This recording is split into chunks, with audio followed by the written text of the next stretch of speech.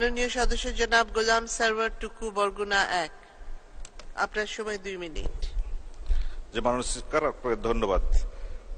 আমার উত্থাপনীয় বিষয় হলো ন্যাশনাল সার্ভিস কর্মসূচির বেকার কর্মীদের সরকারিভাবে স্থায়ীকরণ প্রসঙ্গে।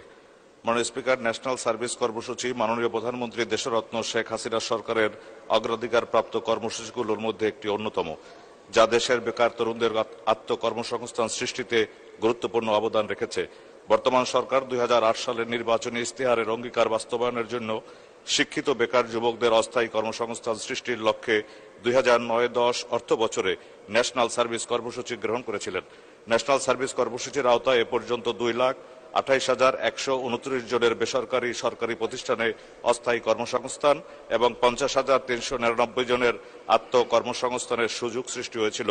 এই কর্মসূচির 8টি পর্বের কার্যক্রম এরই মধ্যে সমাপ্ত হয়েছে, কিন্তু মেয়াদ শেষ হওয়ার পর এসব প্রশিক্ষিত তরুণ যুবদের অধিকাংশই এখন বেকার। মাননীয় স্পিকার, আধুনিক বাংলাদেশের মানবিক প্রধানমন্ত্রী, মানবতার মা দেশরত্ন শেখ হাসিনা 2010 সালের 6 মে বরগুনার ঐতিহাসিক সার্কিট হাউস ময়দানে প্রায় 2 লাখ মানুষের উপস্থিতিতে এই পাইলট প্রকল্পের শুভ উদ্বোধন করেছিলেন। আমার স্পষ্ট মনে আছে, আমি সেই বিশাল জনসভাটি উপস্থাপনা করবার গৌরব অর্জন করেছিলাম। মাননীয় স্পিকার, ন্যাশনাল সার্ভিস কর্মসূচির চাকরিচ্যুত সেই সব বেকার তরুণদের সাথে আমার নির্বাচনী এলাকায় প্রতিনিয়ত দেখা হয়। তাদের অবর্ণনীয় দুঃখ কষ্ট আমি প্রতিনিয়ত অবলোকন করি। মাননীয় স্পিকার, সরকার ইতিমধ্যে ন্যাশনাল সার্ভিস কর্মসূচি একটি প্রকল্প আকারে বাস্তবায়নের সিদ্ধান্ত নিয়েছেন। সম্ভাব্যতা যাচাই করতে একটা পরামর্শক প্রতিষ্ঠান নিয়োগ দেওয়া হয়েছে।